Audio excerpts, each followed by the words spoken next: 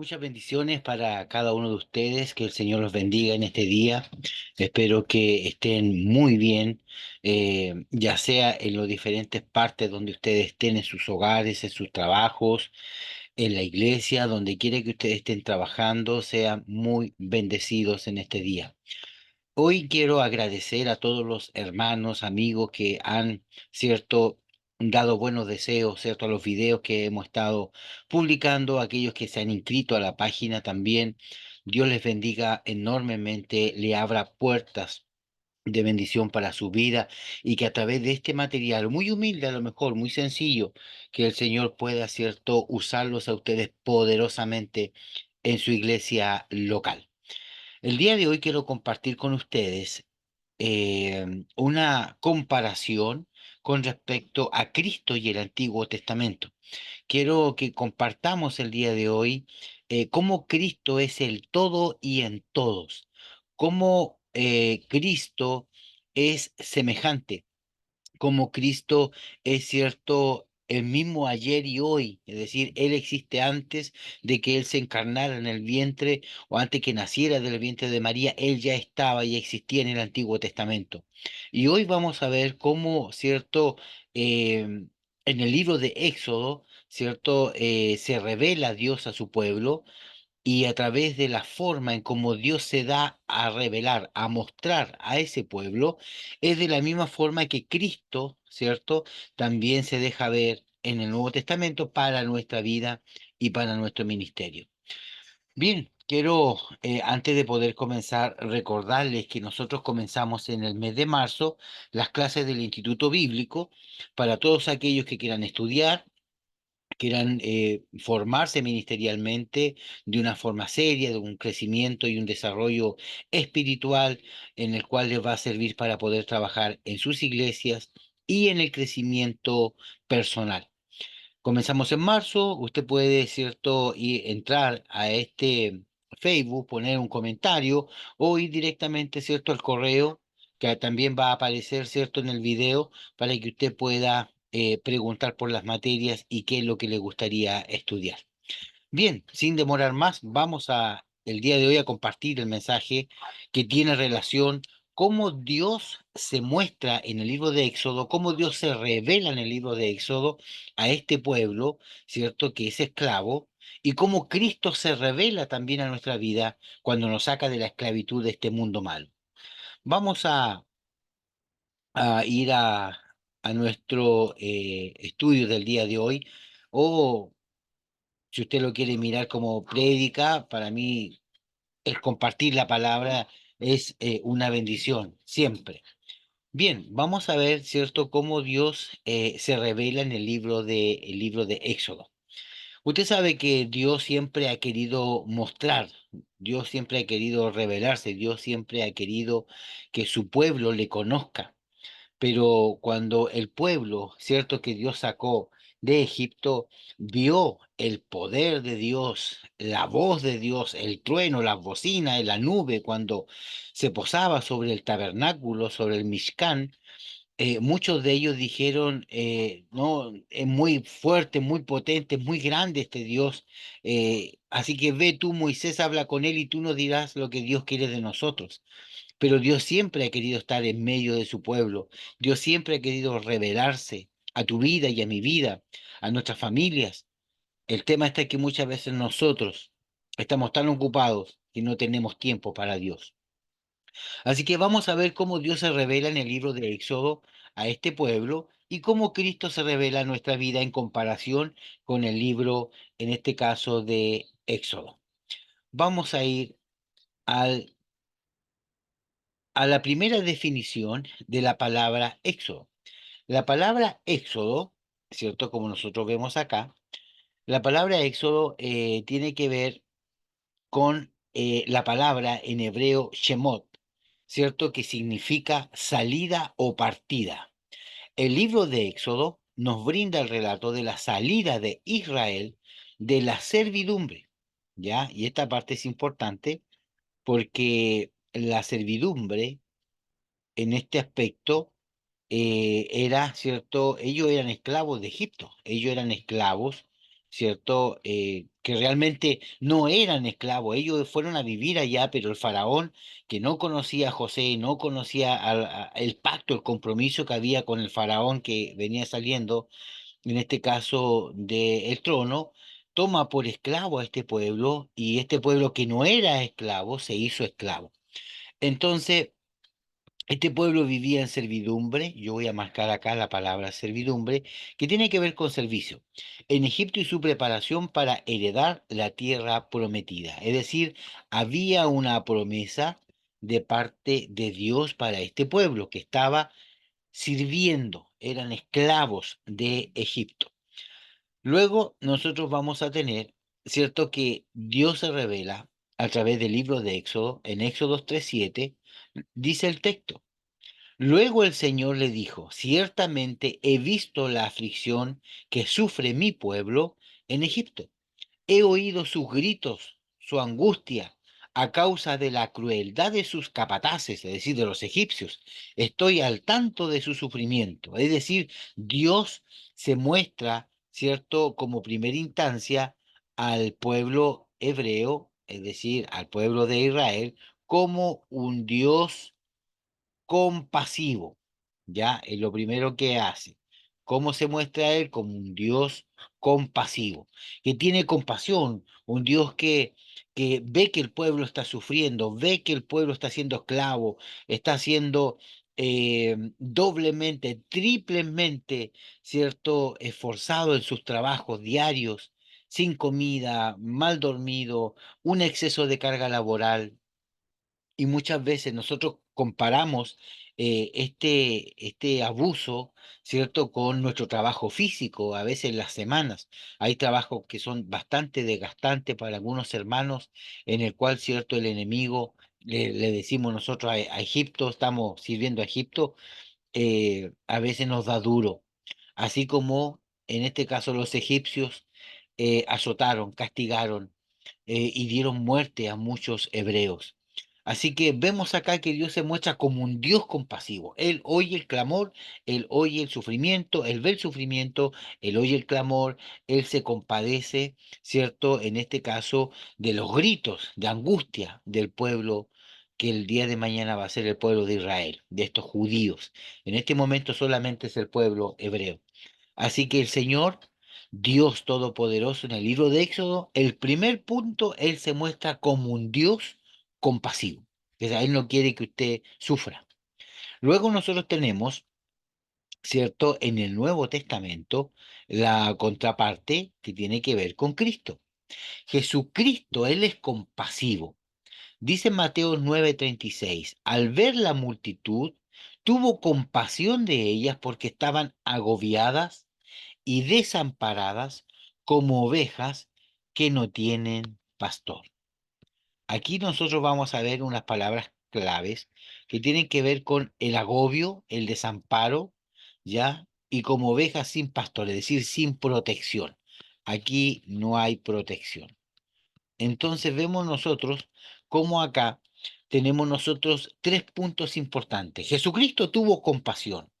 ¿Cierto? Vio que estaban, ¿cierto?, agobiados y desamparados como ovejas que no tienen pastor, es decir, no hay protección. Jesucristo es compasivo.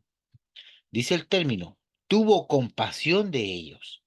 Mateo 14:14 dice, cuando Jesús desembarcó y vio a tanta gente, tuvo compasión de ellos y los sanó, es decir, a los que estaban enfermos, Él los sanó. Es decir, la compasión no es solamente decir, qué pena lo que te está pasando, sino que la compasión te lleva a tomar acción. Por eso que la palabra dice compasión, que lo que hagas, lo hagas apasionadamente. Compasión, Él vio a los enfermos y los sanó como primera prioridad. Así también cuando estaban agobiados, desamparados como ovejas sin pastor, tuvo Dios compasión, Jesucristo tuvo compasión y fue y los apadrinó. Fue y Él los tomó como oveja y Él es el buen pastor. Es decir, hubo una acción, así como aparece acá, que Él los sanó a los que estaban enfermos. Y en Marcos 8:2, siendo compasión de esta gente, siento compasión de esta gente porque ya llevan 3 días conmigo y no tienen nada que comer. Entonces aquí Jesucristo tuvo compasión de la gente que lo seguía mientras él predicaba y les dio de comer. Es decir, a algunos, en este caso a los de Mateo 9:36, les dio protección, seguridad, los cobijó, ¿ya? Los amparó, ¿cierto? Los cuidó. A los que están en Mateo 14:14 los sanó. Y a los que están en Marcos 8:2 les dio de comer, los alimentó. Entonces vemos acá que la compasión no es pena. La compasión te lleva a la acción con pasión, a la acción rápida, a la acción oportuna. El pueblo hebreo estaba clamando, pidiendo a Dios que lo rescatara de ese sufrimiento que ellos llevaban 400 y tantos años sufriendo como esclavos, y ese gemir, esa oración, esa súplica llegó al oído de Dios y Dios tuvo compasión de ellos y envió un libertador a Moisés para poder rescatar este pueblo que él había formado. Asimismo, Jesucristo tuvo compasión, ¿cierto? Y esa compasión que él tuvo lo llevó a poder, ¿cierto?, dar cobijo, dar protección como un pastor una oveja, dar dirección y alimento en este caso, y sanar también a los enfermos. Muy bien, vemos, ¿cierto?, la primera similitud, la primera comparación de cómo Dios se revela en el Éxodo, en el Antiguo Testamento, y también Cristo en el Nuevo.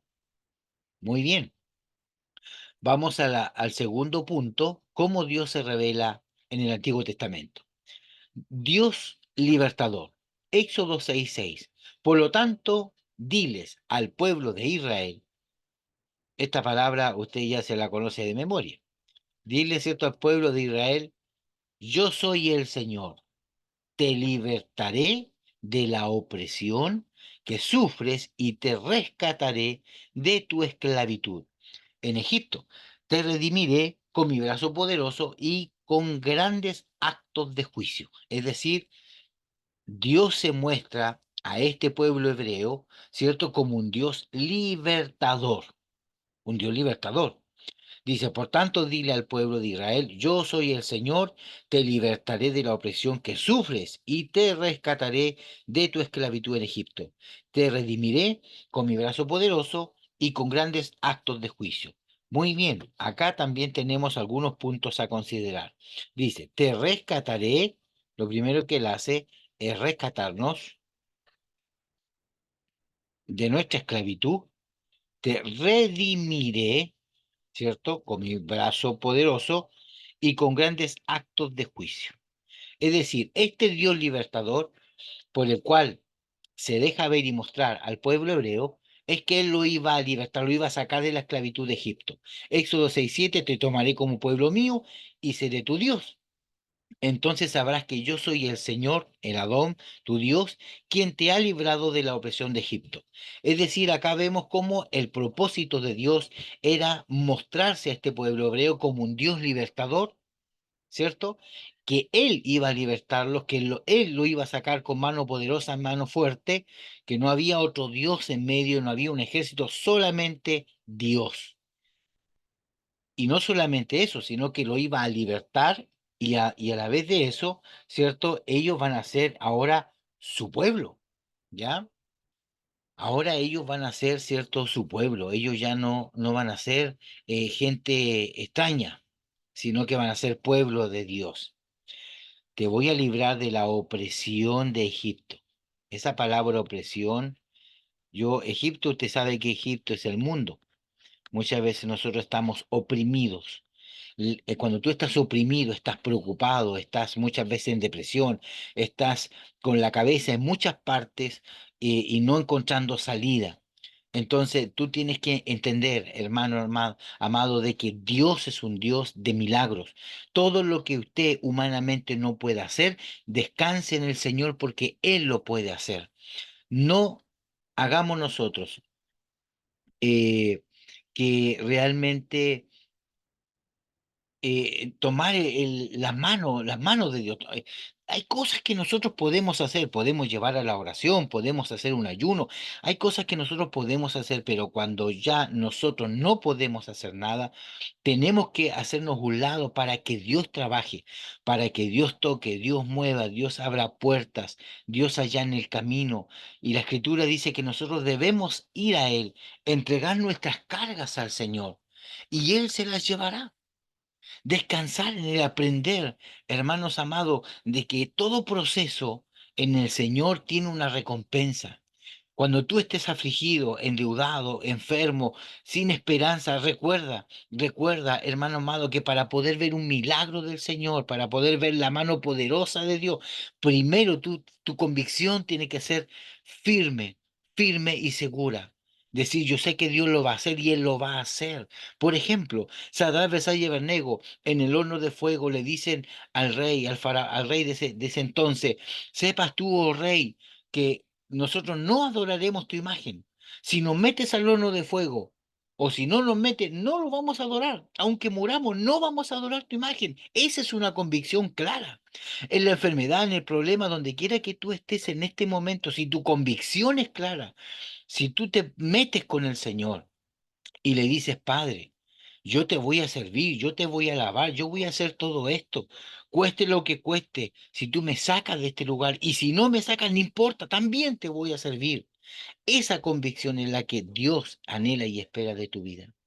Que no sirvamos a Dios por conveniencia, sino que nuestro amor y nuestro servicio sea incondicional hacia Él. De esa forma Dios librará, de esa forma Dios responderá, de esa forma Dios hará que las cosas imposibles para ti y para mí sean posibles. Por lo tanto, Dios enviaría a un libertador. Dios se muestra como un Dios libertador. Muy bien, vamos a ver que nos muestra Cristo, ¿cierto?, en esta nueva etapa. Jesucristo el libertador. Cristo nos libertó para que vivamos en libertad. Por lo tanto, manténgase firme y no se someta nuevamente al yugo de la esclavitud. Es a quien nos recomienda, que nos dice el Señor, que Él nos liberta, que no volvamos al yugo de la esclavitud. Cristo nos libertó, dice el texto, porque estamos viendo a Jesucristo como libertador, para que vivamos en libertad, es decir, Él te liberta para que vivas libre, no para que vuelvas una vez más a reincidir y estar preso y atado. Por tanto, manténganse firmes y no se sometan nuevamente al yugo de la esclavitud. Juan 8:36 dice, así que si el Hijo de Dios los libertare o los libera, serán ustedes verdaderamente libres. Es decir, la única libertad que tú y yo podemos tener es en Cristo. No hay otra libertad, la única libertad es Cristo. No te va a libertar la pastilla, no te va a libertar el psicólogo ni el psiquiatra. El único que te liberta es Cristo. Él es el único que puede entrar en esas áreas donde tú y yo no podemos. Lucas 4:18 dice, el Espíritu del Señor está sobre mí, por cuanto me ha ungido para anunciar buenas nuevas a los pobres. Me ha enviado a proclamar libertad a los cautivos y dar vista a los ciegos y poner en libertad a los oprimidos. Aquí aparece libertad y libertad a los cautivos y libertad a los oprimidos. Es decir, hay libertad para los cautivos. ¿Ya? ¿Quiénes son los cautivos? Los que están, cierto, presos. Y el que está preso está siendo oprimido por las tinieblas, por el mal, por el enemigo, por el mundo, por el sistema, por la deuda, por el problema, la dificultad, etcétera. La separación, el divorcio, el engaño y la infidelidad. Son tantas cosas que atacan nuestra vida. Recordemos que el libro de Efesios, capítulo 6 del verso 12 en adelante, habla de la armadura. Y dice que nuestra lucha no es contra carne ni sangre, no es contra personas, es contra el mundo espiritual, ¿cierto? Contra la mente que gobierna a esas personas, el espíritu que gobierna a esas personas, no es con la persona. Y para esta batalla espiritual nosotros tenemos una armadura que Dios nos dio para que podamos, ¿cierto?, protegernos, cuidarnos, ¿cierto? Y cuando venga ese día malo, estar firmes. Es decir, si usted está en el suelo es porque usted permitió que eso ocurriera. La escritura está llena de armas para que usted pueda pelear esta batalla de la fe y terminado el día estar firme, débil pero firme. Es por eso que necesitamos nosotros volver a la escritura como los bereanos. Dice que ellos escudriñaban todos los días para ver si estas cosas eran así. Ellos escudriñaban la palabra. Ellos se preocupaban de estudiar. Ellos se armaban con esta armadura espiritual que tiene que ver con la espada, el escudo, la coraza, el cinto, el yelmo, etcétera. Ellos estaban preocupados constantemente de poder estar armados para poder batallar. Por lo tanto, Jesucristo es nuestro libertador, así como para el pueblo hebreo, Dios era su libertador, que los libró de las manos de los egipcios usando a un libertador. ¿Quién? Moisés. Moisés es un libertador del Antiguo Testamento, Cristo es nuestro libertador por excelencia en el Nuevo Testamento. Muy bien, espero que vaya quedando claro, ¿cierto?, esta enseñanza. Punto número 3. En el punto número 3, nosotros tenemos acá, ¿cierto?, a un Dios protector, ¿ya? Es decir, el pueblo de Israel, ¿cierto?, se dio cuenta que tenía un Dios protector. Este Dios que los protege, que los cuida. Éxodo 14:19 dice, entonces el ángel de Dios, usted sabe que ese es el ángel de Jehová, que marchaba al frente del ejército israelita, se dio vuelta y fue a situarse detrás de éste. Lo mismo sucedió con la columna de nube que dejó su puesto de vanguardia y se desplazó hacia la retaguardia, es decir, se fue hacia atrás. Éxodo 14:20, quedando entre los egipcios y los israelitas durante toda la noche. La nube fue oscuridad para unos y luz para otros. Así que en toda esa noche no pudieron acercarse los unos y a los otros. ¿Cuál era el propósito de esa nube, ¿cierto? Para que en la noche esa nube le dé luz, calefacción, refrigerio al pueblo, ellos pudieran caminar de noche, ¿cierto? Y oscuridad era para los egipcios, para que ellos no pudieran verlo, ¿cierto? Mientras ellos iban avanzando. Entonces era luz en la noche para el pueblo y era oscuridad para los egipcios. Es un Dios protector. Él estaba cubriendo a su pueblo. En este caso, la nube, ¿cierto? Que guiaba al pueblo, el ángel del Señor se fue atrás del pueblo y le obstaculizó el paso a los egipcios para que los hebreos, ¿cierto? Los israelitas avanzaran. Entonces vemos cómo este Dios protector, que se preocupa. Así como dice el Salmo 91, el que habita el abrigo del Altísimo, el que habita debajo la protección de Dios, estamos viendo la protección, morará bajo la sombra del Omnipotente. Dice el texto, diré yo a Jehová, esperanza mía y castillo mío, esa es mi fortaleza, mi Dios en quien confiaré. Él te librará del lazo del cazador y de la peste destructora. Estamos hablando de la protección. Con sus alas te cubrirás y debajo de ella estarás seguro. Escudo y adarga es su verdad.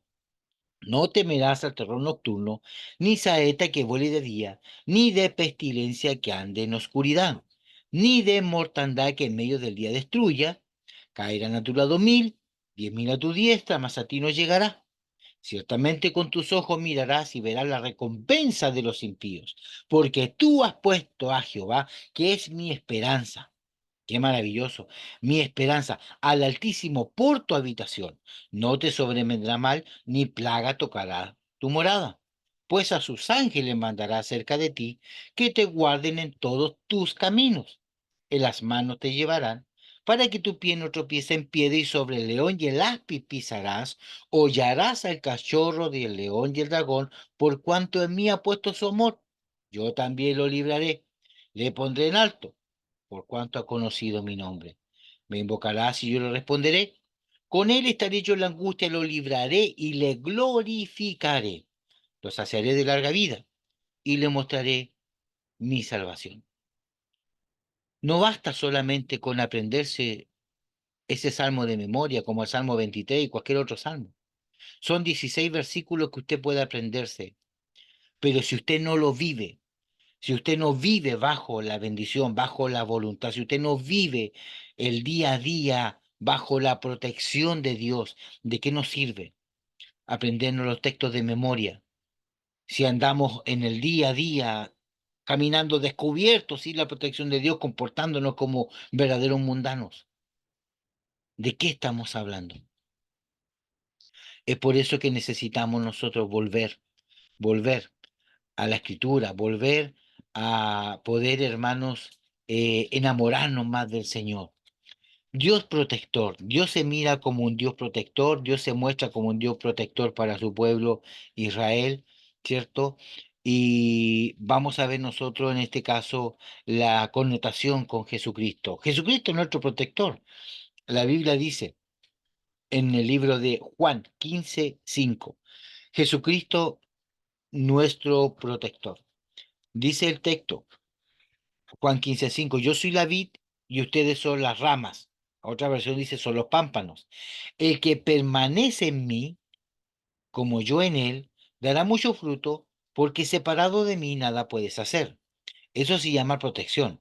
Cuando estás apegado a Dios, todo lo que tú haces prospera. Si tú estás apartado de Dios, todo lo que hagas no prosperará, porque separado de mí nada podéis hacer. Juan 10:28 dice, yo les doy vida eterna y nunca perecerán, ni nadie podrá arrebatármelas de las manos. Es decir, eso se llama protección. Si Dios te está protegiendo, nadie podrá arrebatarte de las manos de Dios, ¿cierto? Esa bendición. Por lo tanto, quiero yo el día de hoy no hacerle un desafío, sino que nosotros veamos realmente si la protección, usted encuentra que la protección de Dios está en su vida. ¿De qué forma? ¿Cómo yo me doy cuenta que la protección de Dios está en mí como estaba en el pueblo de Israel?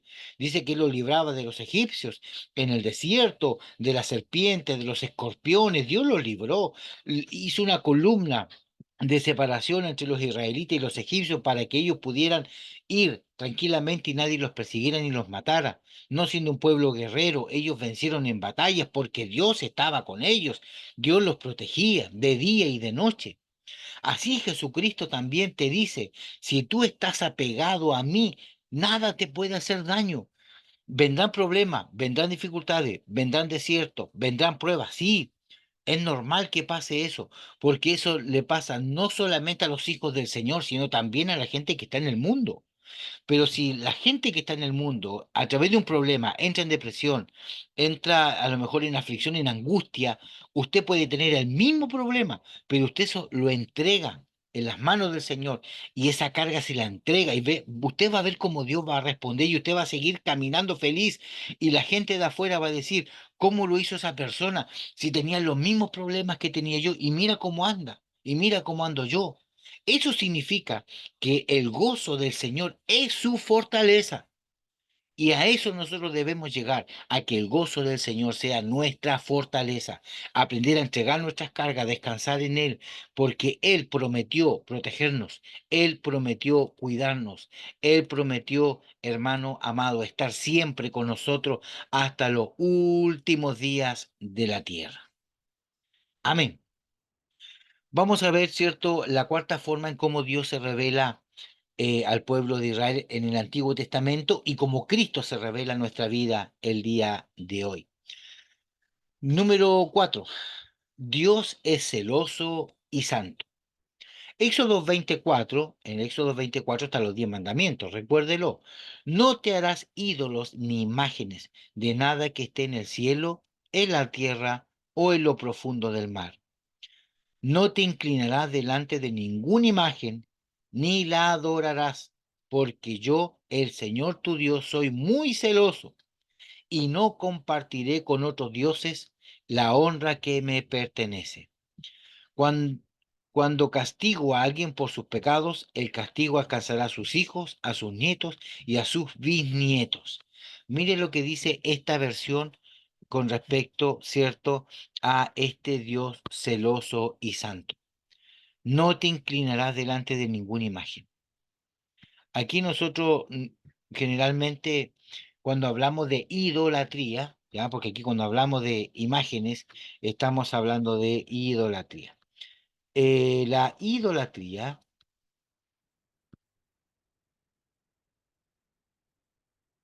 la idolatría.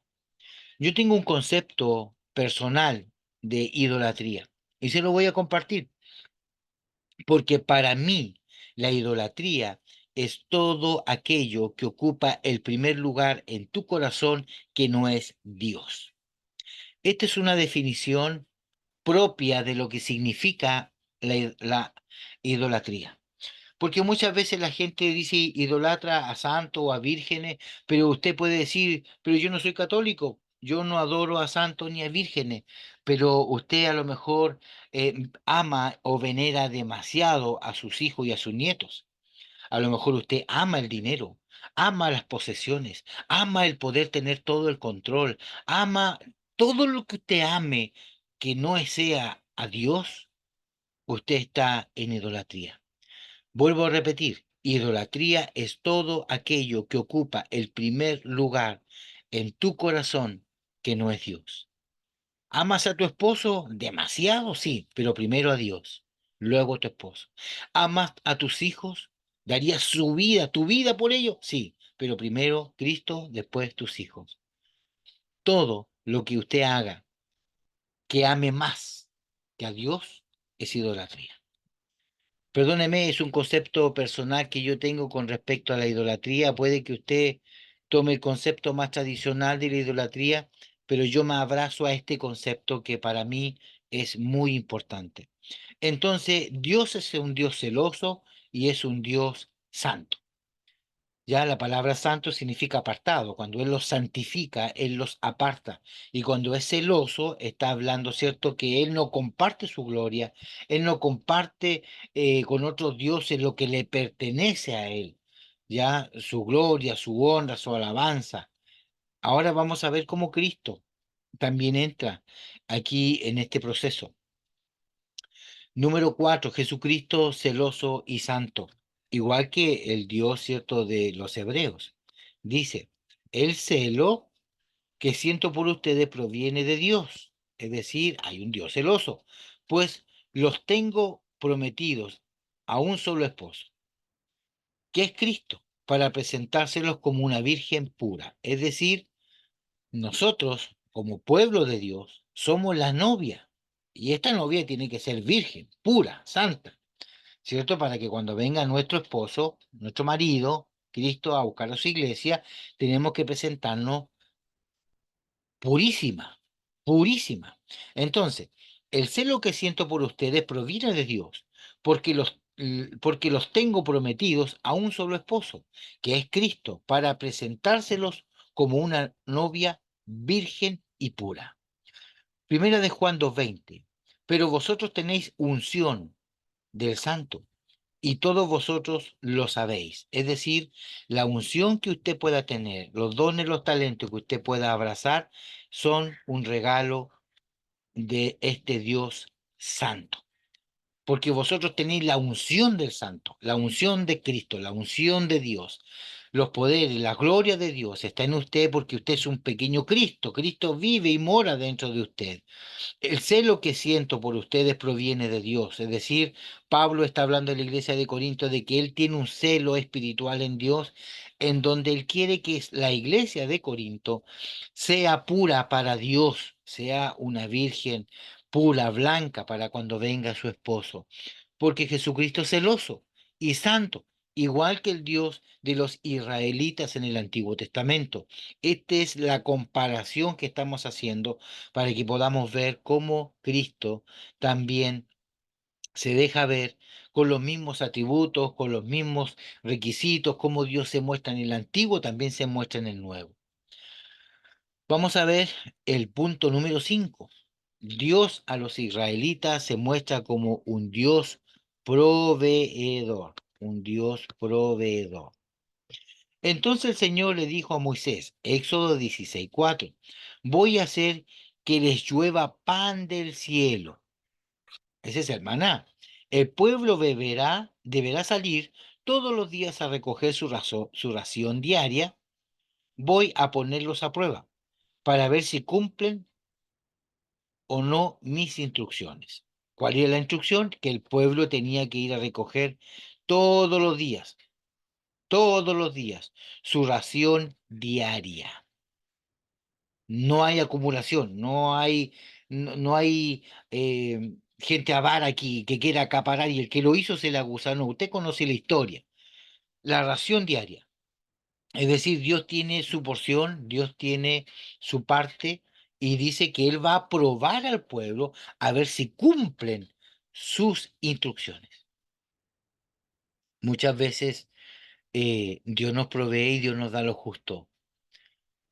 A veces necesitamos, no sé, 50.000 pesos para pagar una deuda y por aquí nos conseguimos, por allá algo ocurre y muchas veces es justo. Ni más ni menos, es justo. Porque Dios también quiere ver si nosotros somos capaces de poder cumplir sus instrucciones. Éxodo 16:12. Diles que antes que caiga la noche comerán carne y por la mañana se hartarán de pan. Es decir, Dios les dio al pueblo de Israel, les dio pan, les dio carne, ¿cierto? Les dio agua de la roca. Es un Dios proveedor. Es un Dios que se preocupa de la necesidad de su pueblo. Es un Dios que se preocupa de proveerle. Él no lo va a sacar al desierto para que se mueran de hambre, si es su pueblo. Recordemos nosotros que en todos los países del mundo, el único país ahora, ¿cierto? Que él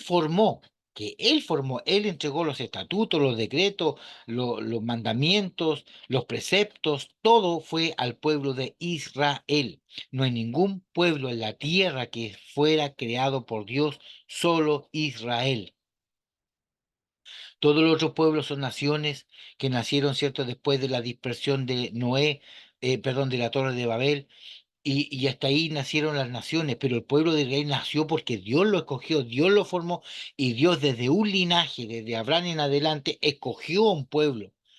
Es de Él, es un pueblo santo, que nosotros debemos reconocer eso.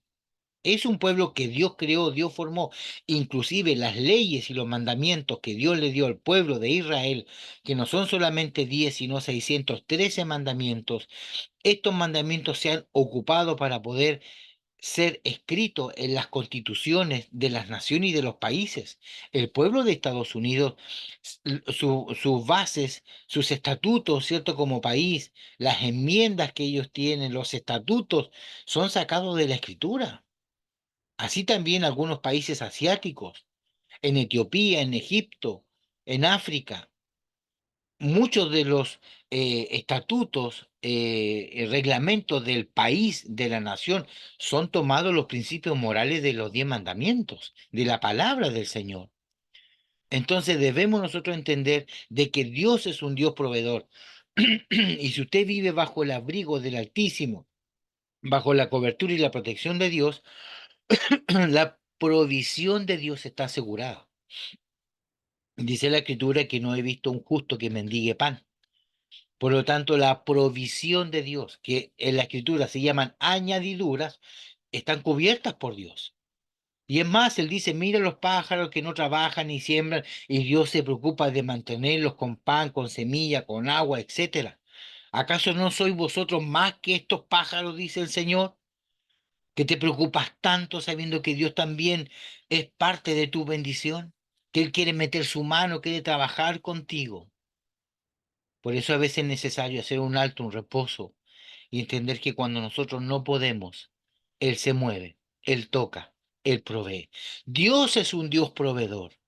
Dios se proveyó de ángeles, de distintas formas para poder ganar la victoria, conquistar la tierra prometida, vencer a los gigantes, etcétera. Es decir, Dios es un Dios proveedor por naturaleza. Deja que Dios provea tu vida. Deja que Dios provea lo que estás pidiendo. Vamos a ver la comparación cristocéntrica. Jesucristo nuestro proveedor. Mateo 14:19 dice, y mandó a la gente que se sentara sobre la hierba. Tomó los 5 panes y los 2 peces. Aquí tenemos a este Dios proveedor. Y mirando al cielo los bendijo. Yo soy el pan de vida. Juan 6:35, declaró Jesús. El que a mí viene nunca pasará hambre, y el que en mí cree nunca más volverá a tener sed, es decir, agua. Pero el que beba del agua que yo le daré, no volverá a tener sed jamás. Es decir, de esta sed espiritual nunca más volverás a tener si bebes del agua y de la fuente correcta. Y esa fuente correcta se llama Jesucristo. Jesucristo, nuestra fuente de agua viva, que está para poder proveer para todo aquel sediento que quiera tomar de esta agua, no se detenga, acérquese, busque al Señor. Él es un Dios proveedor. Él te va a dar el pan, el pescado, el agua. Él va a proveer todo lo que tú necesitas. ¿Por qué? Porque es parte de la promesa del Señor de que a sus hijos nada les faltará. Es parte de la promesa de los que viven bajo el abrigo de Dios. Espero que te esté gustando esta enseñanza o esta prédica, como usted quiera compartirla el día de mañana en su iglesia. Vamos a ver la última comparación del Antiguo Testamento versus Jesucristo en el Nuevo Testamento. Número 6. Un Dios presencial. Dios quería hacerse presente en el pueblo hebreo, a los israelitas. Entonces Moisés sacó del campamento al pueblo para que fuera a su encuentro con Dios. Y ellos se detuvieron al pie del monte Sinaí. Y el monte estaba cubierto de humo, porque el Señor había descendido sobre él en medio del fuego. El Señor descendió a la cumbre del monte Sinaí y desde allí llamó a Moisés para que subiera. Es decir, Dios es un Dios que se hace presente, es un Dios presencial. Entonces, entonces Moisés sacó del campamento al pueblo para que fuera a su encuentro con Dios, es decir, Dios quería encontrarse con su pueblo. El monte estaba cubierto de humo porque el Señor había descendido sobre él en medio del fuego. Es decir, Dios quería estar con su pueblo. Dios quería estar con este pueblo santo, el cual, cierto, él apartó. Y dice el texto de que Dios escogió este pueblo no por ser el más santo, el más limpio, sino por ser los más pecadores, por ser las personas con menos capacidad, para que ellos no puedan decir, no es que gracias a mí, no, ellos no tenían ninguna cualidad, nada, no estaban eh, aceptados por Dios, pero Dios los llamó, Dios los escogió, de lo inmundo, de lo vil los tomó y los llevó a alturas inimaginables, a una trayectoria y una vivencia maravillosa. Si usted se pone a pensar todo lo que el pueblo de Israel vio en el cruce del Mar Rojo, en el cruce del Jordán con Josué, las experiencias de Israel en el desierto, las ropas crecían con los niños, comían carne, comían pan, tomaban agua. Dios le libraba del fuego y, perdón, de la calor o del calor del día, poniéndole una nube fresca, aire acondicionado. En la noche los cubría con una llama de fuego que tenían calefacción y estaban calentitos. Los enemigos que los perseguían estaban en completa oscuridad, ellos tenían luz. Es decir, cuando uno se pone a pensar todas estas cosas maravillosas, y uno se pregunta, y a pesar de todo eso, no entraron a la tierra prometida. Y ellos viendo los milagros. Entonces, a mí esto me demuestra que aunque usted vea milagros, aunque usted vea muchas cosas en Dios, no asegura que usted cambie, que su corazón cambie. Que usted vea milagros, sanidad en otras personas, no significa que usted cambie. E incluso mucha gente que ha recibido sanidad y milagro, respuesta del Señor, después le dan la espalda a Dios. Después se van. Así como los 10 leprosos, uno volvió, los otros 9 malagradecidos se fueron. Así pasa dentro de la iglesia. Pero Dios siempre ha querido estar presente.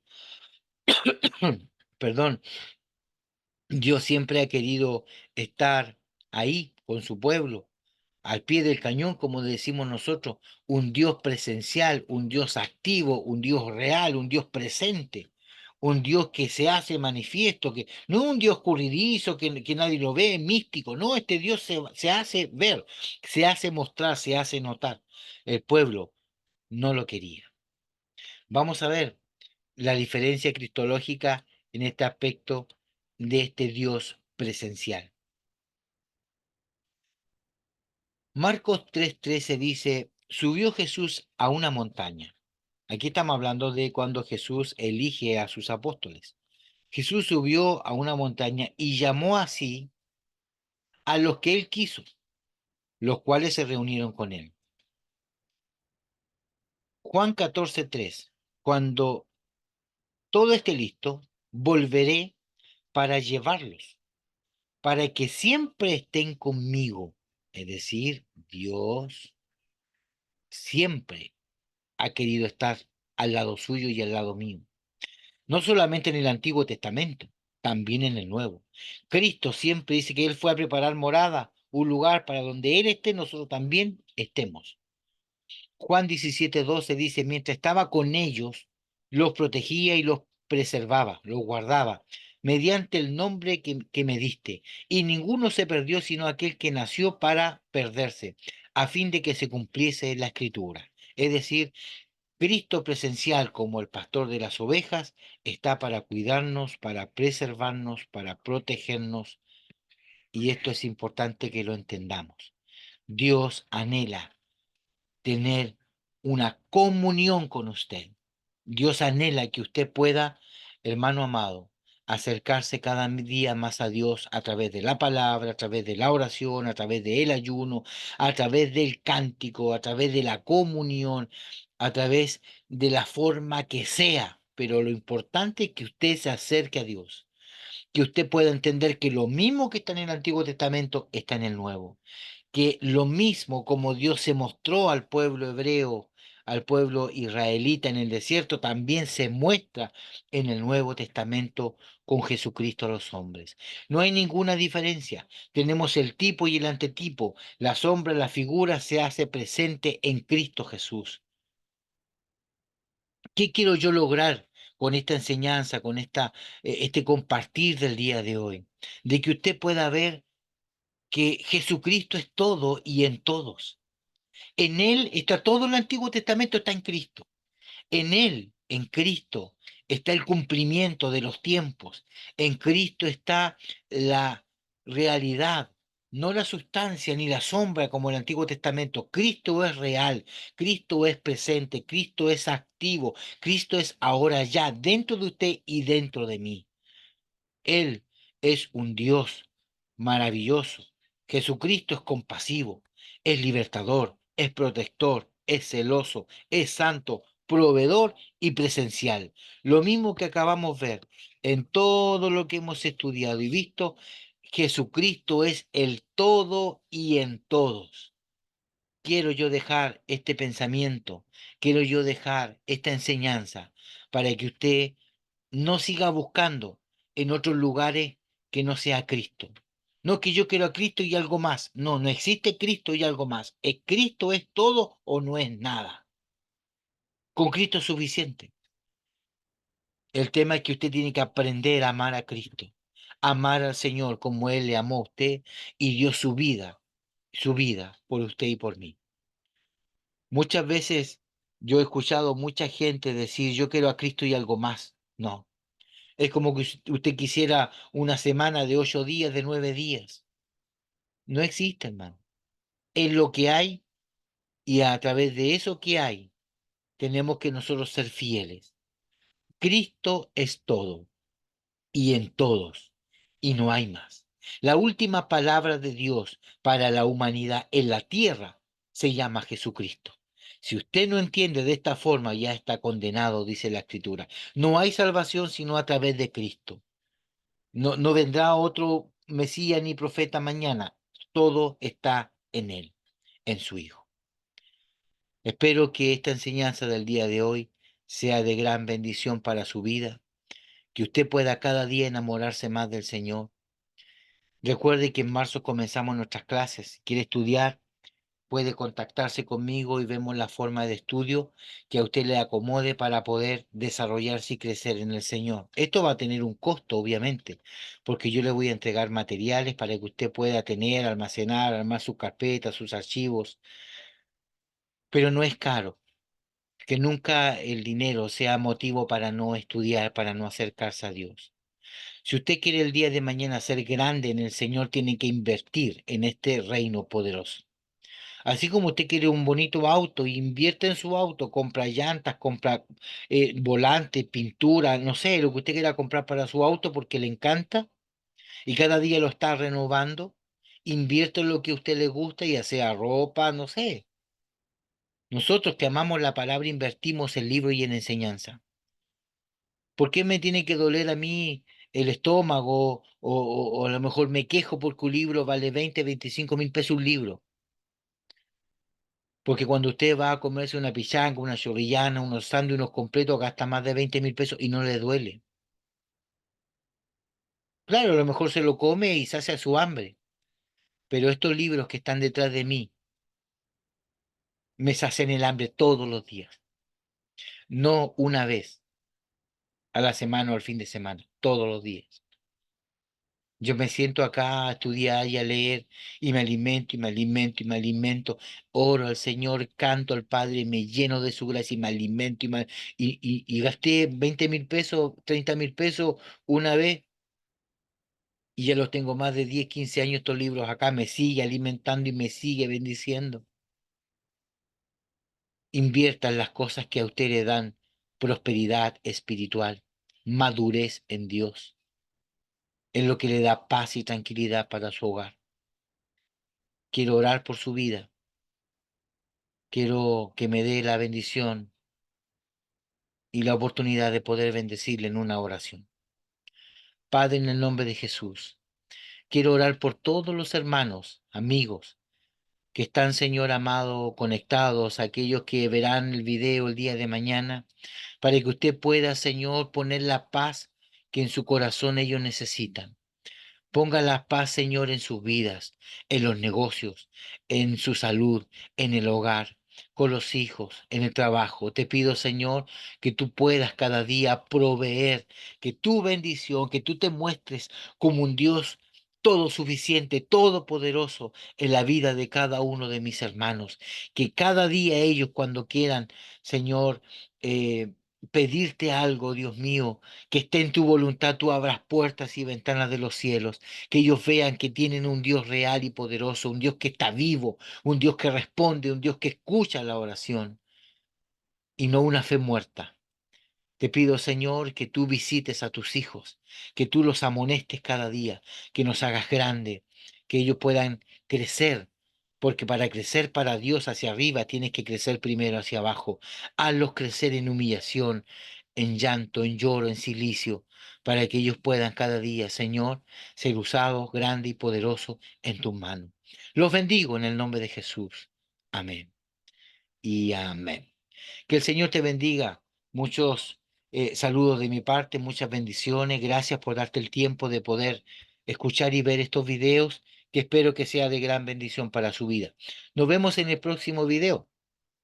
Que el Señor te bendiga mucho, mi hermano amado, y no se te olvide poner tus comentarios si quieres que hablemos de algún tema en especial. Estamos dispuestos a ayudar y a bendecir a los hijos del Señor. Que el Señor los bendiga. Nos vemos en el próximo video. Shalom. Bendiciones.